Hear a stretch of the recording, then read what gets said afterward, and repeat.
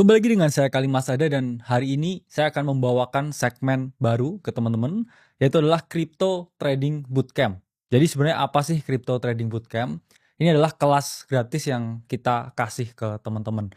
Jadi ini adalah series yang mana nanti mungkin akan puluhan ya episodenya dan ini udah nyambung dan kita akan mulai episode yang pertama. Jadi di sini sebelum teman-teman cari sources ya atau sumber lain, entah itu berbayar atau tidak buat belajar tentang kripto, saya jamin kalau teman-teman nonton semua episode yang ada dan ini semua gratis sifatnya, saya rasa teman-teman udah paham semuanya tentang kripto. Jadi akan saya bahas tentang apa itu kripto, tentang bagaimana bisa cuan di kripto, bagaimana menjadi seorang trader kripto, dan juga menjadi seorang investor di aset cryptocurrency. Jadi tanpa berlama-lama kita masuk episode pertama, Crypto Trading Bootcamp, yaitu adalah Crypto Now or Never. Jadi teman-teman memang banyak orang yang sudah mulai membahas tentang cryptocurrency dan rata-rata yang mereka omongin yaitu adalah tentang untung, tentang cuan. Karena it's all about making money dan saya memang setuju dengan paradigma tersebut. Kalau sesuatu itu tidak yielding positif ke hidup kita, entah itu membuat kita lebih improve atau meningkatkan ya keadaan standar finansial yang kita miliki ya nggak perlu dikerjain. Kecuali itu cuman hobi. Apakah ada yang ke kripto ini juga untuk hobi saja? Ya jawabannya banyak juga. Cuman kalau kita tarik ya dalam jangka masa yang panjang, ngapain kamu kesini hanya cuman hobi? Mending kamu juga earning something. Kamu yielding something yang positif. Karena memang cryptocurrency ini merupakan aset yang mana sudah banyak ya memberikan life changing wealth, life changing opportunity, bahkan early adopter ya di sini itu udah memiliki kekayaan yang mana bertriliun-triliun rupiah. Jadi saya melihat ini adalah salah satu asymmetric opportunity di era saat ini mana memang nggak sepenuhnya selalu mudah karena memang sesuai ya teman-teman tingkat difficulty dengan potensi return yang teman-teman dapetin. Nah, kalau kita ngomong valuasi kripto saat ini pakai data ya teman-teman dari Into the Crypto First. Sekarang ini kita masih undervalue ya. Di sini adalah crypto market cap and trend line yang mana saat ini kita masih undervaluation by 32%. Kita masih undervalue sampai 32%. Jadi kalau teman-teman lihat garis merah di sini adalah garis dari value itu sendiri. Nah, kita masih belum ada di value yang tepat. Oke. Dan sempat ya beberapa kali di buluran kali ini kita ada di area yang mana kita fair value. Cuman kita ini udah sangat divert ya dari area yang mana kita ngomong ya jangankan overvalue ya, jangankan overvalue, kita masih fair value ya. Nah, ini di bawah sini yaitu undervalue ya, kita di sini ya. Kita bahkan belum mengalami ya teman-teman yang namanya fair value-nya. Inilah mengapa memang dalam jangka panjang kripto ini masih sangat menarik dan juga menjanjikan. Saya tahu kripto sangat cyclical dan sekarang kalau kita lihat ritmenya 4-year cycle berdasarkan candle close tahunan itu memang sudah patah meskipun kita tidak bisa menolak ya fakta bahwa memang ya 518 hari setelah halving play yaitu masih berpotensi menjadi awal dari suatu bear market. Nah, kalau kita melihat ya model stock to flow yang mana di sini adalah model yang menjelaskan persediaan Bitcoin saat ini dengan Bitcoin yang mungkin akan beredar kembali. Ya, ini adalah kurva kelangkaan Bitcoin. Saat ini kita ada di area yang mana masih hijau ya, teman-teman. Stock to flow yang ada di area yang hijau ya. Ini menunjukkan bahwa kita masih ada di zona yang relatif aman ya dalam jangka panjang. Saya ngomong memang crypto market itu adalah market yang sangat volatile dan kalau kita lihat ya teman-teman, kripto ini selalu berpotensi ya mengalami drop yang sangat signifikan ya. Dan memang kalau kita lihat kripto sekarang memang dia mendapatkan yang namanya relief bounce. Tapi kalau teman-teman lihat memang Bitcoin yang mana itu adalah aset utama di setiap koreksi ya, itu bisa teman-teman lihat ya drop itu sampai 33%, 32% dan yang baru-baru ini ya, dia bahkan drop sampai hampir 36%. Ini memang sangat brutal ya. Bayangkan ketika teman-teman ini investasi 100 juta, tiba-tiba nilainya jadi 70 juta. Oke. Dan ini nggak kalah brutal teman-teman kalau teman-teman bandingkan dengan siklus bull market dan juga bear market. last cycle atau siklus sebelumnya, Bitcoin itu drop sampai 77%. Jadi kalau kita melihat memang dropnya sangat signifikan ya. Jadi saya selalu berpaku pada satu vertical line ya. Kalau ini kita tarik, ini adalah indikator ya, 500-an hari setelah halving ya, warna kuning. Jadi apa itu halving? Kalau teman-teman yang nggak tahu, itu adalah suatu mekanisme di dalam Bitcoin ya, di dalam jaringan Bitcoin yang mana reward dari penambang yaitu dikurangi setengah ya. Yang mana setiap kali ya kita udah 500-an hari ya setelah halving, Bitcoin ini drop cukup signifikan ya, dan kita udah tepat ya di Oktober ya kemarin itu udah di 500-an harinya, dan saya waktu itu memang relatif cukup bearish ya, dan sekarang pun kita memang masih memperoleh yang namanya relief bounce, cuman bukan berarti ya ini adalah keadaan yang mana kita langsung OTW bull ya, karena kita pasti retest ya area 50 week moving average dan juga area of value 100.000, yang mana di sini ya mungkin ada potensi yaitu adalah rejection ya, atau seller yang mungkin step up di area supply yang ada di 100.000. Nah, kita ngomongin kembali ke sejarah. Ini yang memang sedikit teknis. Gimana sih sejarah singkat dari kripto? Saya akan membahas mengenai Bitcoin dan juga altcoin, transisinya seperti apa, what happened back then. Pertama, memang sampai sekarang Bitcoin itu nggak ngerti foundernya siapa. Ya ada, namanya Satoshi Nakamoto. Cuman apakah dia orang Jepang, apakah dia orang Irlandia, apakah dia orang Turki, atau apakah dia ini orang USA, nobody knows ya. Kita hanya tahu dia membuat white paper Bitcoin dan dia membuka ya percakapan di forum online di tahun 2008, dan dia menjelaskan suatu sistem uang elektronik yang bisa terdesentralisasi. Dan semenjak saat itu ya memang banyak lahir ya aset-aset kripto yang lain. Tapi sampai sekarang kita itu nggak ngerti who is Satoshi Nakamoto. Ini sama ketika teman-teman mau berinvestasi Tesla. Kamu tahu Tesla itu di belakangnya siapa? Elon Musk. Ya, ini ada nilai positif dan juga negatifnya.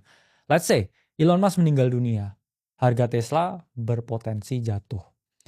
Begitu juga sebaliknya, kalau Elon Musk misalkan menang pemilu dan lain sebagainya, Tesla mungkin terbang. Ada suatu risiko ketika kita tahu siapa founder dari suatu project tersebut. Ya, bisa risiko positif dan juga risiko yang sifatnya negatif juga. Jadi kita harus kaji ya, memang ada positif negatifnya. Satu, kalau Satoshi ya ini tidak diketahui, ya trust ya itu memang sedikit berkurang. Cuman kita juga kadang was-was juga nih. What if someday ya dia keluar dengan walletnya yang isinya 1 juta Bitcoin, bergerak, itu akan menimbulkan kepanikan yang luar biasa. Meskipun ada juga ya yang mengatakan bahwa sisi positif dari Satoshi itu tidak ada dan tidak pernah muncul figurnya atau sosoknya. Itu adalah menunjukkan bahwa Bitcoin ini bisa berjalan sendiri ya tanpa adanya suatu sosok tunggal. Dan itu memang menjadi suatu perdebatan yang mana positif dan negatif. Jadi kalau teman-teman sekarang mau membeli Bitcoin, you don't know who created Bitcoin. Oke, jadi di sini dipaham ya, ada suatu sistem anonimus terdesentral yang mana kita tidak tahu siapa yang mengerjakan ya di baliknya.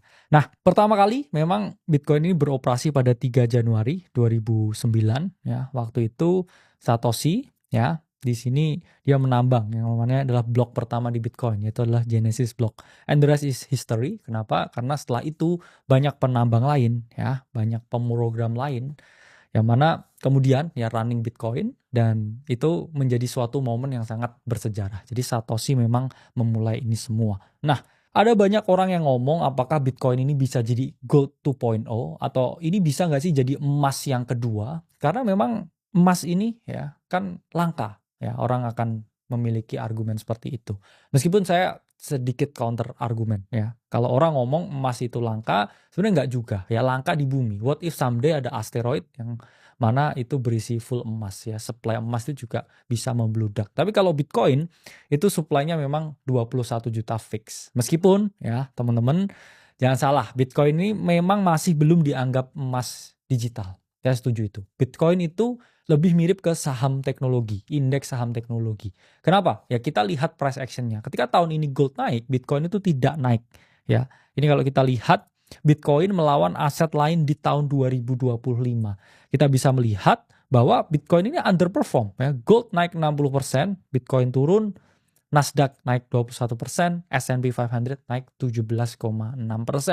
Bahkan ini adalah tahun yang sedikit menyedihkan bagi kita ya, para crypto bros. Kenapa? Karena Bitcoin ini nggak perform loh dibandingkan aset kelas yang lain. Aset kelas yang lain ini cenderung perform dan Bitcoin ini tidak kemana-mana. Ini menunjukkan bahwa memang ya ada fase, ada masa di mana market do its thing ya. Karena apa? Karena banyak sekali wallet-wallet di era Satoshi yang sekarang itu aktif. Jadi bayangkan teman-teman, institusi memang mengkoleksi Bitcoin saat ini, saya setuju. Cuman dia itu selalu menggunakan yang namanya proses OTC ya, over the counter market. Dia belinya itu tidak dari market, tapi orang-orang yang jualan ini di market. Sehingga teman-teman bisa melihat ya, ada suatu mekanisme kenapa harga cenderung turun, bahkan ketika Michael Saylor ini membeli Bitcoin sangat banyak. Meskipun demikian, ya kalau kita zoom out, ya performa Bitcoin dibanding gold itu sangat jauh sekali ya teman-teman. Jadi ini kalau kita lihat ya, memang outperformance dari Bitcoin itu luar biasa ya. Kalau ini kita mungkin ya kita rubah menjadi chart yang mana sifatnya adalah garis ya. Kita matikan mungkin ya semua indikatornya. Terus di sini kita masukkan chart dari gold. Nah, apa yang terjadi ya? Ini mungkin saya rubah ya warnanya, gold kan emas. Nah, gini. Oke. Kemudian ya saya rubah ya chartnya Bitcoin ya jadi orange. Oke. Nah, ini adalah overperformance yang sangat luar biasa ya. Dari awal ya bear market bottom, misalkan di awal tahun 2023 ya, di sini Bitcoin naik 459% dan gold hanya 141%. Bisa dilihat di bagian kanan sini. Jadi memang tahun ini ya bukan tahunnya Bitcoin. Tapi kalau kita tarik 5 tahun, 3 tahun terakhir ini masih tahunnya Bitcoin.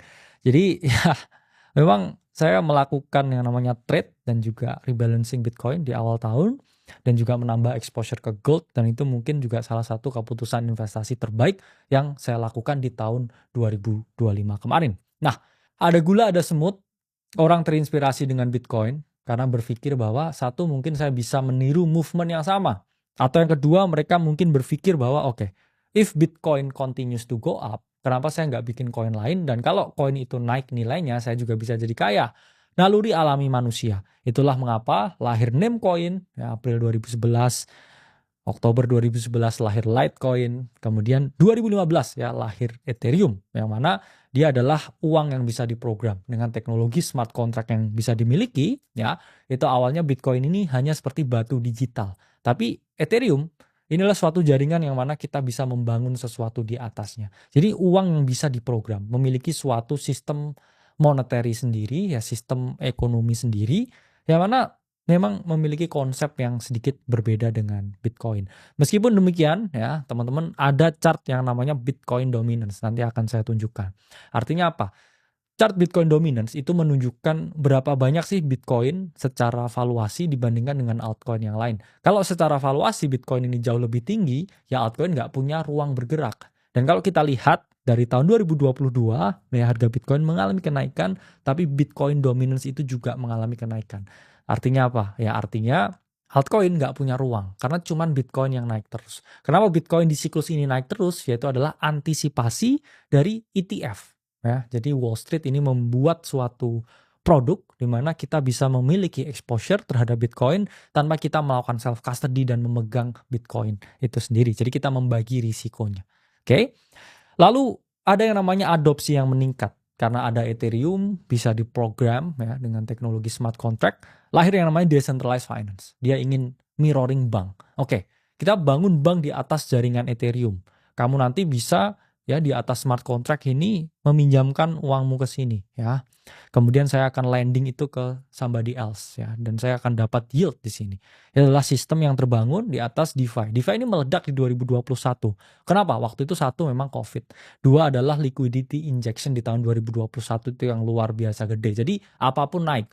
Ya, kalau kamu dengar orang di 2021 mereka kaya mendadak, ya memang that was real ya sebelum kamu semua di sini. Kemudian ada NFT yang mana marak di 2021 juga, orang jualan gambar online, cuman gambarnya ini ya dikunci di dalam jaringan blockchain. Jadi kamu memiliki ya certificate of ownership dari suatu gambar tertentu.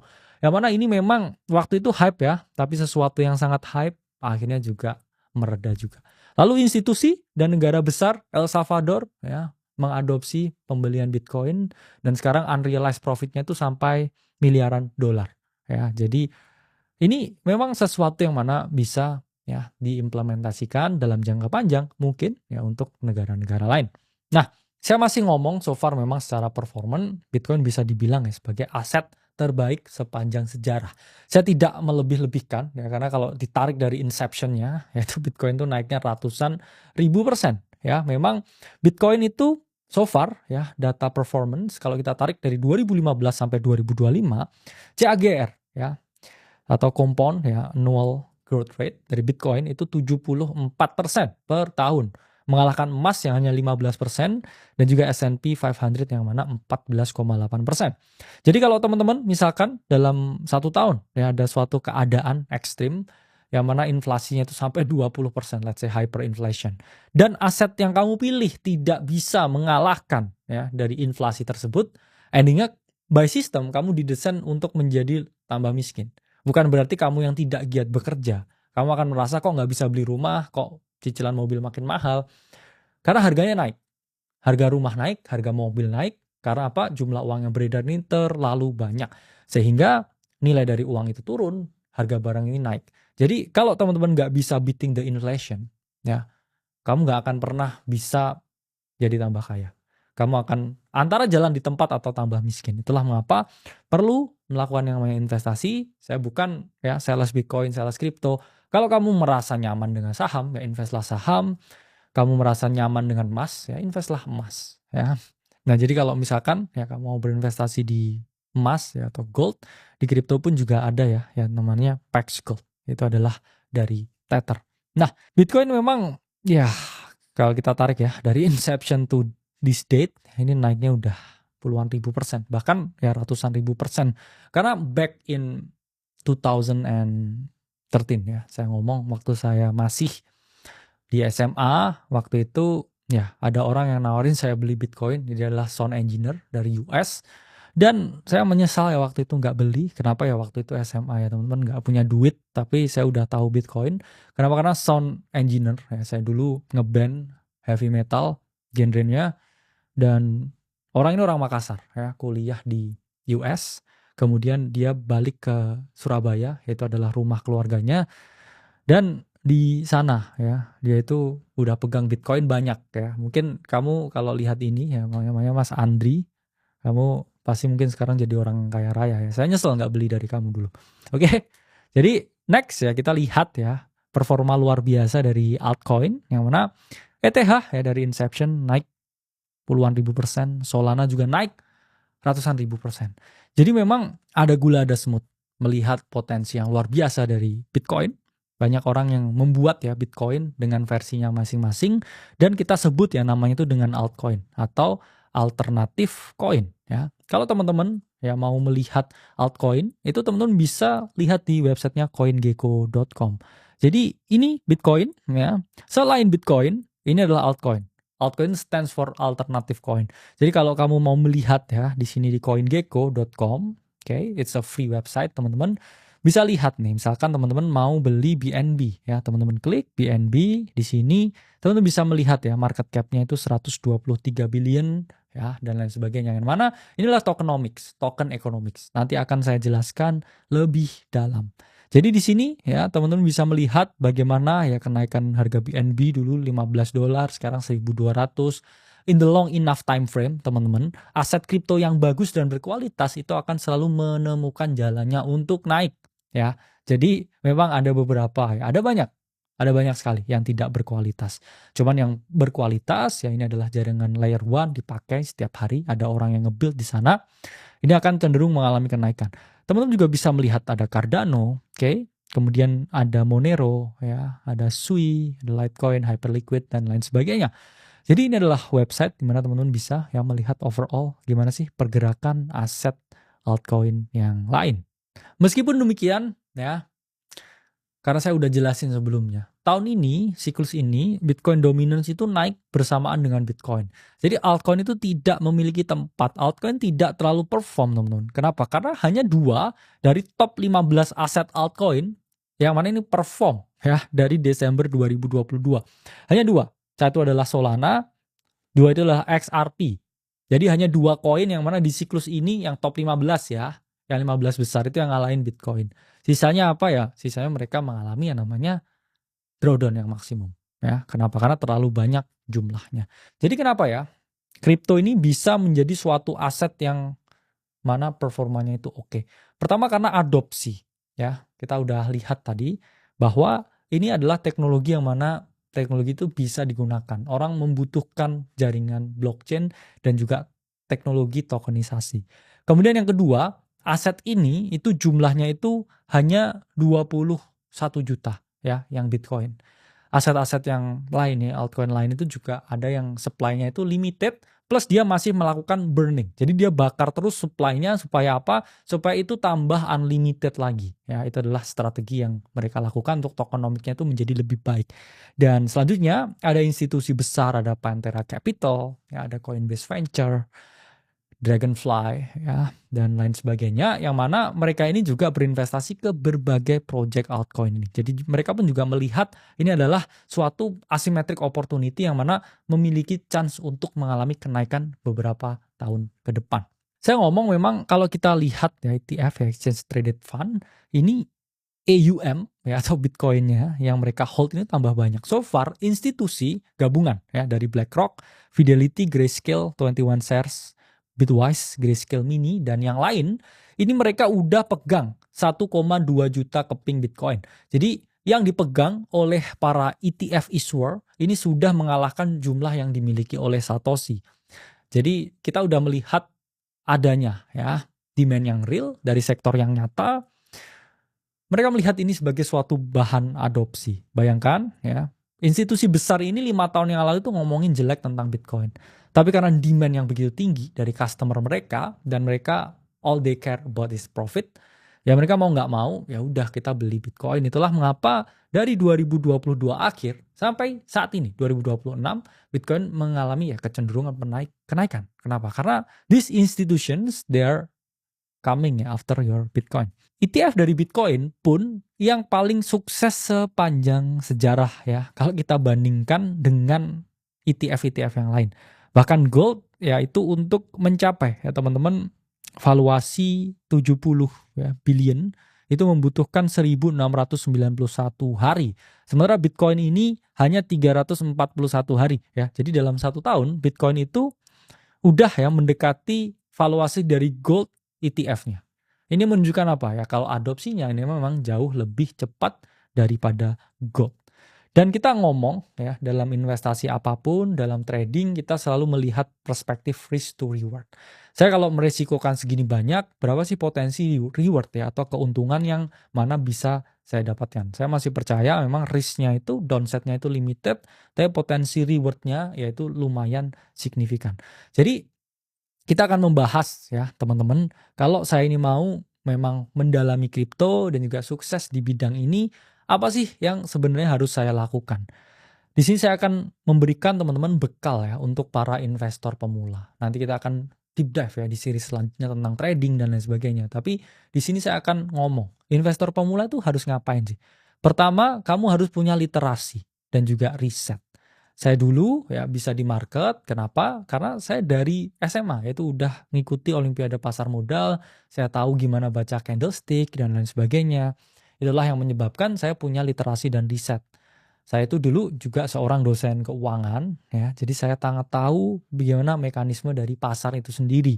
Jadi kalau teman-teman ya mau masuk ke kripto, cuman teman-teman nggak melakukan riset mandiri, nggak punya literasi, ya bagaimana kamu mau sukses? Oke, itu sama aja kamu pengen menjadi chef tanpa kamu pelajari buku masak. Atau kamu pengen jadi seorang dokter tanpa kamu kuliah dokter. Kamu tidak akan jadi seorang dokter ya. Kamu bisa mau praktek kalau kamu praktek. Jadi penting teman-teman untuk literasi dan riset. Selanjutnya investasi dengan uang dingin. Kita selalu ngomong, udah ada platformnya juga, Ternak Uang. Jangan sampai teman-teman ini berinvestasi dengan uang yang panas. Apa artinya uang panas? Itulah uang yang mana teman-teman pakai ya untuk kebutuhan sehari-hari. Kita selalu ngomong harus punya 10 juta dulu ya, pegangan untuk kalian. Kemudian kalian harus lunasi dulu semua utang. Harus punya dulu uang untuk 6 bulan ke depan. Kalau setiap bulan ini kamu misalkan ya pengeluarannya 5 juta ya setidaknya kamu punya 30 juta di tabungan. Baru setelah itu berpikir tentang investasi. Jadi jangan misalkan saya baru punya 10 juta nih, utang saya masih banyak, apalagi dana darurat nggak ada, ya jangan investasi, jangan sentuh kripto. Oke? Selanjutnya keamanan dari aset itu penting ya teman-teman, mungkin ya ada preference apakah kamu mau melakukan yang namanya self custody atau tidak, ya itu pilihan masing-masing karena memang ya self custody itu juga ada plus minusnya. Teman-teman harus paham juga ya caranya untuk mengamankan aset yang dimiliki. Oke? Karena memang risiko hack dan lain sebagainya itu sangat tinggi kalau teman-teman lihat. Mengapa? Karena industri ini yaitu banyak sekali bad actors-nya, banyak sekali orang yang bisa mengambil aset kripto kalian. Jadi memang keamanan itu adalah hal yang harus diperhatikan. Nah, strateginya gimana? Kalau saya mau misalkan menjadi seorang investor, saya nggak lihat harga lah, saya pusing lihat jangka pendek. Kamu bisa melakukan yang namanya strategi DCA ya. Ini adalah strategi yang mana ya kamu beli terus ya over time and time again ya. Misalkan ya bulan pertama, bulan kedua, bulan ketiga, ya bulan keempat, bulan kelima kamu beli. Kamu nggak peduli mana titik tinggi, titik rendahnya karena that's a very hard thing ya untuk mencoba timing market secara sempurna. Jadi kamu hanya ya melakukan yang namanya averaging. Oke, dan seriesnya ini memang dilakukan ya oleh Bro Timothy dari tahun 2023 ya, dan PNL all time-nya itu ya masih mengalahkan inflasi jauh lah ya. Jadi kamu kalau mau lihat ya gimana sih implementasi dari beli Bitcoin over time, DCA ya kamu lihat ya episode Borong Bitcoin dan kamu pelajari apa yang sebenarnya kamu lihat di sini adalah convictionnya. Convictionnya untuk over time kamu melakukan ya menabung ya DCA dengan membeli ya aset yang mana jumlahnya itu terbatas. Nah, kita juga perlu ngomongin manajemen risiko karena di sini kita nggak hanya invest saja ya jangka panjang ya. Manajemen risiko pertama misalkan kamu invest Bitcoin jangka panjang, kamu tahu ini nggak ada ya penemunya siapa, nggak tahu, adopsinya tinggi, ya penting untuk selalu memakai uang yang dingin. Dan yang kedua ya kalau misalkan kamu trading altcoin ya itu juga penting untuk melakukan manajemen risiko. Jadi saya akan ngomong teman-teman apa sih keuntungan ya menjadi early adopter di crypto market. Itulah orang yang pertama kali ya masuk ya di industri ini. Ya kebanyakan mereka itu jadi crypto billionaire. Orang yang memiliki harta sampai 2 digit triliun rupiah. Kenapa? Ya karena lihat aja ratusan persen naiknya. Ya mungkin sound engineer yang saya temuin ya dulu ya orang Makassar tuh udah jadi triliuner ya. Sekarang dari Bitcoin yang dia hold ya dari 2013. Ya back then ya I had no money ya. Jadi tidak perlu disesali ya. Kita melangkah dan melihat ke depan saja. Kenapa? Karena early adopter ya ini berpotensi ya memperoleh keuntungan dari adopsi yang meningkat, dan kalau mereka compounding ya hodl, mereka tahan ya lihat minus 70% ya mereka nggak jual terus mereka naik lagi, atau mereka kalau jago ya misalkan dia tahu titik pucuknya dia jual ya terus kemudian di titik bottomnya dia buy lagi ya. Ini kalau dia compounding seperti itu dan over cycle ya by cycle ya dia mungkin bisa jadi the next ya Warren Buffett. Selanjutnya ya memang banyak ya reward ya untuk mereka yang mana berpartisipasi di project crypto apapun. Yang kemarin juga ada Lighter, ada Hyperliquid, ya farming perp dex, trading ya di suatu platform, terus mereka dapat yang namanya insentif, itu juga ada. Dan memang oke juga ya, karena apa? Ya sekarang datanya masih di bawah 10% ya adopter kripto di dunia. Jadi teman-teman ini masih top 10% ya orang yang masih ya tidak skeptis dengan aset ini. Dibandingkan mereka ya teman-teman yang mana tidak ya mengetahui tentang aset ini. Nah, to be honest ya, memang saya merasa ya kita ada di sini ya, di tahap antara early adopters dan juga early majority. Kita belum ya kemana semua orang udah tahu kripto di sini atau tahap-tahap yang telat ya. Saya merasa ya kita masih ya setelah ya early adopter memasuki early majority. Jadi masih ada potential upset yang mana bisa teman-teman dapatkan. Dan tipping point ya dari 2024-2025 ya pertama memang masuk ETF yang signifikan ya. 2 karena ada ETF ya, ada regulasi yang semakin jelas. Apalagi Donald Trump, presiden US itu full support kripto ya. Dan dia bikin banyak undang-undang adopsi kripto. Ya itulah mengapa korporasi besar kalau kita ngomong di luar negeri itu sudah memasukkan ya Bitcoin ya ke dalam balance sheet mereka sebagai suatu aset yang diakui. Oke, kita masuk topik now or never. Kenapa sekarang waktu yang relatif tepat ya untuk belajar dan juga untuk mulai berinvestasi di market kripto? Pertama memang ada yang namanya opportunity cost. Saya memang tahu ya, paham dan juga udah ngomongin ini di forum-forum sebelumnya. Bahwa tahun kemarin ya 2025 itu memang tahun yang sulit ya. Saya memprediksi adanya tarif, adanya ketidakpastian geopolitik, emas menjadi bet yang lebih menarik. Tapi memang kalau kita lihat ya 5 tahun ke depan, kripto ini memang adalah suatu lahan yang menjanjikan ya. Seperti yang saya ngomong ya, kita masih relatif early, teman-teman. Dan Donald Trump ya, presiden yang mana sangat bullish dengan crypto market ya, he is here ya, dan dia pastinya ya teman-teman ini akan memberikan ya yang namanya insentif ya dan juga kebijakan-kebijakan yang mana berpotensi ya menguntungkan crypto market. Selanjutnya ada juga CBDC ya. Apa itu CBDC? Central Bank Digital Currency. Jadi berbagai central bank di dunia itu sudah mulai paham tentang teknologi blockchain. Jadi memang sifatnya CBDC ini tersentral ya. Kalau Bitcoin dan lain sebagainya terdesentral. Tapi pemerintah itu mulai ingin ya menggunakan jaringan blockchain untuk mereka tokenize the money. Karena apa? Ya mungkin inflasi yang terlalu tinggi ya, convenient untuk payment dan lain sebagainya. Ini mereka udah mulai melirik ya teman-teman CBDC.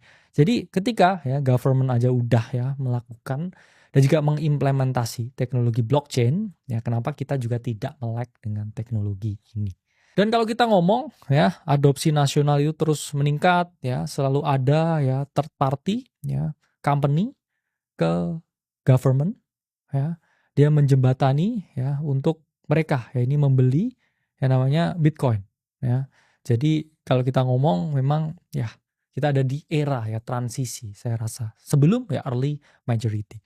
Dan memang institusi berlomba beli, tapi kayaknya yang paling bersemangat beli yaitu adalah MSTR ya. Saya tidak terlalu bullish sebenarnya dengan move ini ya. Kenapa? Karena ini bisa memberikan systemic risk yang luar biasa. Terutama MSTR ini kan beli Bitcoin pakai utang. Ya, jadi kamu jangan meniru apa yang dilakukan oleh MSTR. Itulah mengapa ya harga sahamnya MSTR ini drop terus. Kenapa ya? Karena dia selalu butuh ya injection cash yang baru untuk bayar dividen dan juga bayar bunga utangnya supaya Bitcoinnya ini tetap terjaga dan tidak dijual. Bahkan Michael Saylor pun mengungkapkan ya bahwa kalau NAV atau net asset value-nya yaitu di bawah yang dia inginkan ya, he will sell the Bitcoin ya, no matter what happen. Ya, itu akan menimbulkan kepanikan yang luar biasa dan dia udah hold 60% nilai Satoshi yang hold ya. Dan kalau seller ini sampai 1 juta ya, size seller itu udah sama dengan size dari Satoshi. Itu plus minus sih. Kenapa? Karena kalau misalkan seller hold 1 juta dan kemudian Satoshi hold 1 juta dan seller start jualan, kalau tiba-tiba Satoshi muncul ya, supply and demand wise, orang udah nggak terlalu kaget karena MicroStrategy pun jualan. What could be worse ya. Jadi ini harus teman-teman lihat juga sebagai katalis yang mana ya memiliki risiko sistemik sendiri. Dan mengapa ya sekarang memang waktu yang optimal, Bitcoin itu masih aset kelima ya so far. Pertama masih gold ya, Microsoft, Apple, Nvidia ya. Ini adalah valuasinya bahkan sekarang itu lebih tinggi daripada Bitcoin. A company ya, satu perusahaan ya, produsen laptop, produsen handphone. Itu valuasinya masih jauh lebih tinggi daripada Bitcoin. Sehingga kalau kita melihat ya masih ada potential upside. Gold ya value-nya itu 10 kali dari Bitcoin. Jadi ya gold masih 10x. Ya, kalau kita berharap ya another ya, 3x if possible dari jangka panjang ke depan. Tapi ya gold pasti juga ya teman-teman market cap-nya juga akan mengalami kenaikan over time. Karena kalau kita lihat ya meskipun Bitcoin tahun ini kalah ya dengan gold dan lain sebagainya post Covid ya, gold itu hanya naik double. Dan apakah itu adalah kenaikan yang signifikan kalau kita lihat dengan ketidakpastian global dan juga inflasi yang tinggi? Jawabannya belum tentu juga. Tapi kalau returnnya Bitcoin ya 15x. Ya, oke. Ini adalah return yang luar biasa gede ya, percentage change. Bahkan mengalahkan ya dari S&P 500, oke. Dan juga liquidity dari the Fed itu sendiri. Jadi Bitcoin memang outlier event dan ya kenaikannya memang yang paling tinggi. Jadi Ray Dalio ya salah satu hedge fund besar pun juga mengungkapkan bahwa cash is stress ya, emas dan juga Dalio juga hold ya Bitcoin small part, dan bahkan memang ya ada yang namanya quantum, dan quantum juga menjadi risiko yang nanti akan kita bahas selanjutnya. Dalio pun juga melihat ya quantum is a threat, itulah mengapa porsi Bitcoinnya itu tidak sebanyak itu ya. Dan aset kripto memang thrift dalam krisis ya. Kalau kita lihat memang largest economist government ini mereka lagi pinjem duit yang banyak ya. Mereka ini lagi krisis dalam keadaan seperti ini. Ya memang Bitcoin sometimes thrive in chaos ya. Jadi life changing wealth itu masih berpotensi terjadi di kripto, tergantung bagaimana ya kita ini memanfaatkan celahnya. Dan ini adalah kesimpulan yang ingin saya sampaikan ya, crypto is volatile. Crypto apa? Crypto itu pergerakan harganya bisa naik ratusan persen, ribuan persen. Bisa juga drop 80%. Challenging, menantang. Tiba-tiba jam 4 pagi drop 40%. Oke. Dan kadang menakutkan. Ya Bitcoin ya bisa drop 20% seminggu, yang mana itu aset utama ya, indeksnya bisa drop 20%. Tapi sangat transformatif, merubah cara pandang kita tentang uang. Empowering ya, memanfaatkan banyak pihak, ada miner ya, ada institusi, ada komunitas. Rewarding, berapa banyak ya orang yang udah dirubah hidupnya ya, untuk mereka ya yang mau masuk ke sini. Jadi memang don't take crypto for granted ya, and stay for the long run even it's a very bad time. Jadi teman-teman, sampai jumpa di Crypto ya, Trading Bootcamp selanjutnya. Saya Karim Masada. See you in the next video.